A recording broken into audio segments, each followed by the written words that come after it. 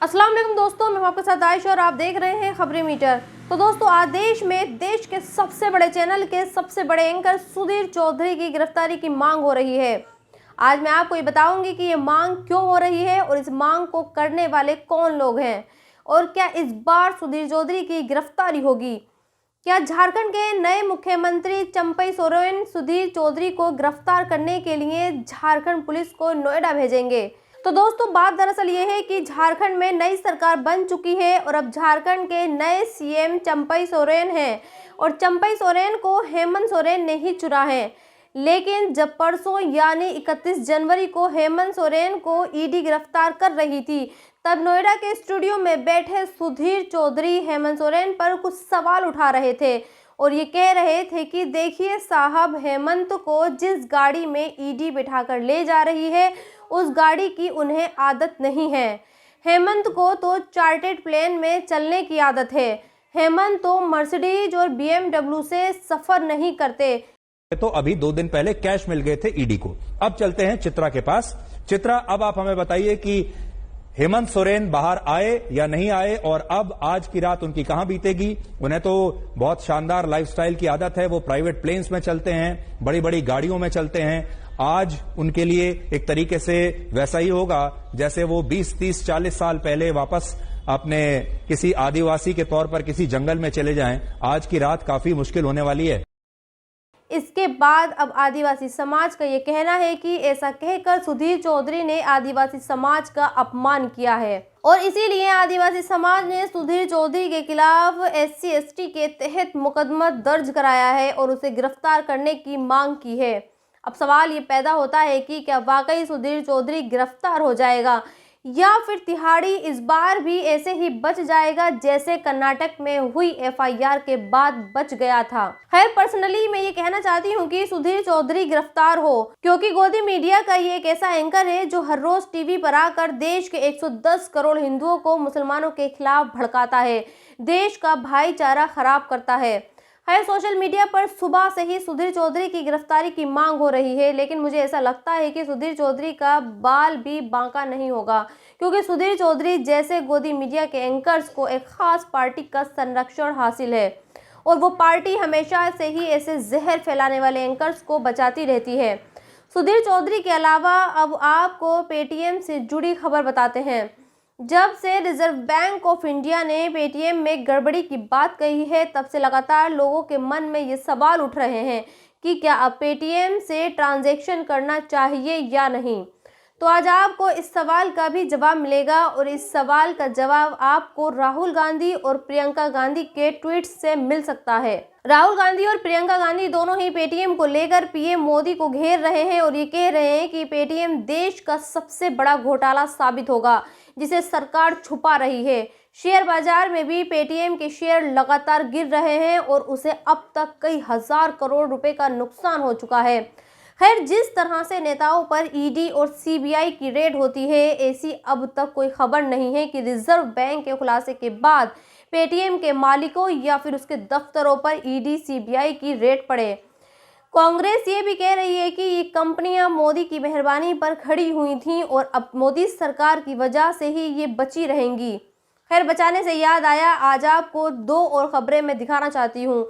ये ऐसी खबरें हैं जिन्हें आप टीवी पर नहीं देखेंगे और ना ही इनके बारे में कोई चर्चा होगी, लेकिन हम जैसे यूट्यूबर्स आपको इन खबरों के बारे में ज़रूर बताएंगे। कल जब आप गोदी मीडिया से बजट की तारीफें सुन रहे थे, तब एक ऐसी खबर आई जिसे जानबूझकर टीवी मीडिया ने नहीं दिखाया। दरअसल कल पुलिस ने कुछ लोगों को गोकशी यानी गाय काटने के जुर्म में गिरफ्तार किया और जब इन लोगों से पूछताछ की गई तो पता चला कि इन लोगों ने गाय को इसलिए काटा क्योंकि इनसे गाय काटने के लिए बजरंग दल के लोगों ने कहा था। और जानते हैं बजरंग दल के लोगों ने इनसे गाय काटने के लिए क्यों कहा था? क्योंकि बजरंग दल के लोग उस पुलिस वाले को फंसाना चाहते थे जो उनकी बात नहीं सुन रहा था। पुलिस ने जिन लोगों को गिरफ्तार किया है उनमें मुरादाबाद जिले के बजरंग दल के प्रमुख सुमित बिश्नोई उर्फ मोनू बजरंगी, रमन चौधरी और राजीव चौधरी हैं। हालांकि पुलिस ने इन लोगों के साथ शहाबुद्दीन नाम के एक मुस्लिम को भी गिरफ्तार किया है। पुलिस का ये कहना है कि सुमित बिश्नोई ने शहाबुद्दीन को 2000 रुपए देकर गाय को कटवाया ताकि वो थाना प्रभारी को फंसा सके और उसको सस्पेंड करवा सके।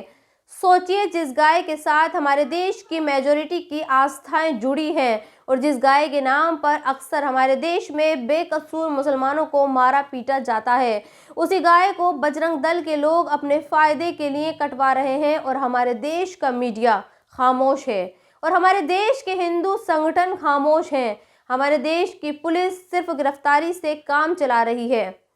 खैर, इस खबर में दोषी मुसलमान भी हैं क्योंकि मुसलमानों ने महज 2000 रुपए के लिए गाय को काटा। सोचिए, अगर पुलिस इस खबर का पर्दाफाश नहीं करती तो इस खबर का संदेश क्या जाता। यकीनन देश की मेजॉरिटी यही समझती कि हमारे देश में गाय को काटने वाले मुसलमान ही हैं। फिर आगे बढ़ते हैं और अब आपको उस खबर के बारे में बताते हैं जो ये दिखाती है कि हमारे देश में बलात्कारी भी छूट जाते हैं। और कल एक और खबर ऐसी थी जो देश की टीवी मीडिया से गायब थी और वो खबर थी बलात्कारी स्वामी चिन्मयानंद की रिहाई। कल अदालत ने बलात्कार के आरोपी चिन्मयानंद को इसलिए जेल से रिहा कर दिया क्योंकि बलात्कार के जो आरोप चिन्मयानंद पर लगे थे उनके प्रॉपर सबूत नहीं थे। खैर, ये कोई नया मामला नहीं है जब बलात्कारियों को छोड़ा जाता है। हमारे सामने बिल्किस बानो के बलात्कारियों और बाबा राम रहीम का सबसे बड़ा एग्जाम्पल मौजूद है। खैर, आगे बढ़ते हैं और अब आपको वो खबर दिखाते हैं जो देश के लोगों और देश की मीडिया का दोहरा रवैया दिखाता है। कल पुलिस ने 2 लोगों को गिरफ्तार किया। इन पर आरोप था कि इन्होंने एक मंदिर के पुजारी की बेटी को छेड़ा, उसके साथ बदतमीजी की और जब इस पुजारी ने इसका विरोध किया तो उस पर इन्होंने चाकू से हमला किया। खैर, पुलिस ने अब इन लोगों को गिरफ्तार कर लिया है, लेकिन सोशल मीडिया पर IT सेल से जुड़े लोगों ने जब इस खबर को शेयर किया तो इस अंदाज में किया।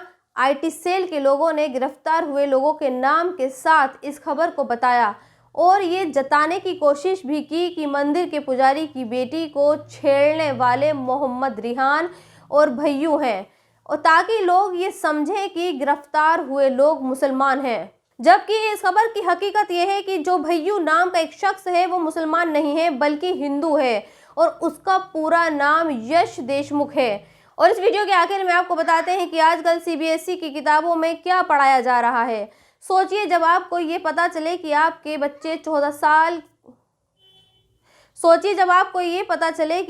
14 साल के बच्चे को क्या पढ़ाया जा रहा है कि डेटिंग कैसे करनी है, रिलेशनशिप कैसे बनाया जाता है, तो आप क्या करेंगे?